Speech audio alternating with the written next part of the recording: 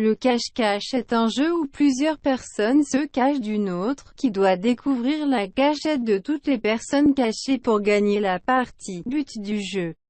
Les joueurs doivent se cacher pour ne pas être trouvés par l'un d'eux, désigné à l'avance. Déroulement. Le cadre du jeu peut être un espace en plein air ou une grande maison. Un joueur, désigné comme le chercheur, compte jusqu'à un certain nombre pendant que les autres se cachent. À la fin de son décompte, il part en quête des autres joueurs. Quand il en trouve un, il crie « Trouvé » ou « Vu » et le nom du joueur trouvé. Ils peuvent alors chercher ensemble les joueurs restants, jusqu'à ce que tous soient découverts. Lors de la partie suivante, le chercheur peut être le premier à avoir été trouvé ou au contraire le dernier.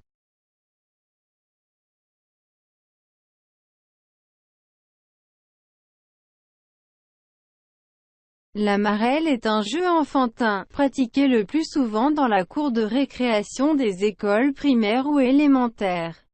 Pour pouvoir y jouer, il faut avoir un parcours ordonné dessiné sur le sol, progressant de terre à ciel. Après avoir lancé un palet, souvent un caillou plat, les joueurs progressent alors dans les différentes cases principalement à cloche-pied, tout en évitant la case où se trouve le palet, ainsi que d'empiéter sur les lignes du tracé. Le gagnant est celui qui le premier termine la totalité des parcours à réaliser. Il en existe diverses variantes, dont la plupart mineures et diffèrent principalement sur la forme du tracé ou la longueur du parcours complet. Ce jeu participe au développement de l'enfant en lui apprenant à garder l'équilibre, à améliorer son adresse et aussi à compter.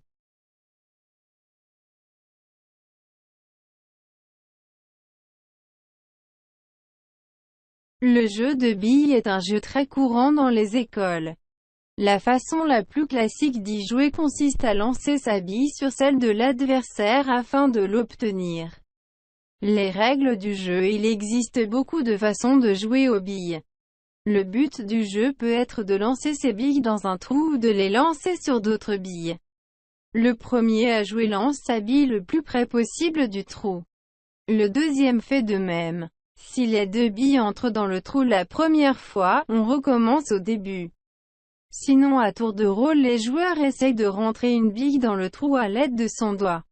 S'il réussit il rejoue, s'il ne réussit pas c'est à l'autre.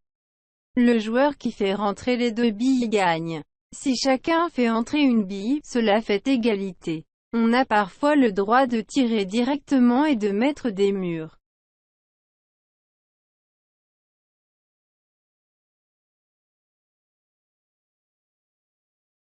Pierre-papier-ciseaux est un jeu effectué avec les mains et opposant un ou plusieurs joueurs. Les deux joueurs choisissent simultanément un des trois coups possibles en le symbolisant de la main pierre. Papier-ciseaux. De façon générale, la pierre bat les ciseaux en les émoussant, les ciseaux battent la feuille en la coupant point et la feuille bat la pierre en l'enveloppant.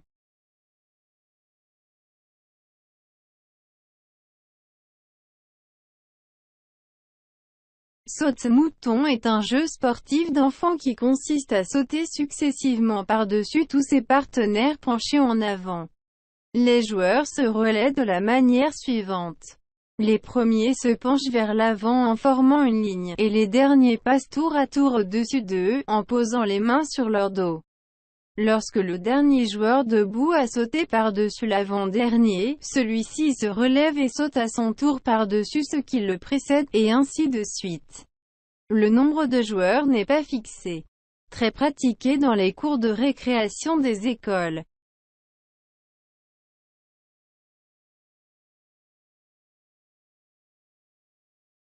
Une toupie est un jouet destiné à tourner sur lui-même le plus longtemps possible, en équilibre sur sa pointe. Pour y jouer, il faut tenir, d'une main, un fouet enroulé étroitement autour de la partie supérieure de l'axe et empoigner la toupie de l'autre.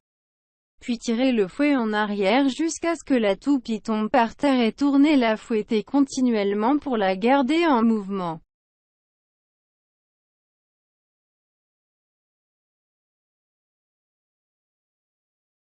La corde à sauter est un jeu généralement pratiqué par un ou plusieurs enfants dans les cours de récréation sautant au-dessus d'une corde en rotation.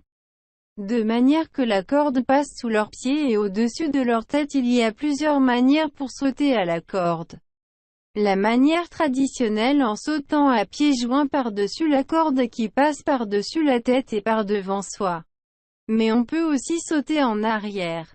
Il suffit de faire tourner la corde à l'envers. On peut encore sauter en croisant les pieds, ou en croisant les bras, ou bien enfin, au galop, en courant et en sautant en même temps.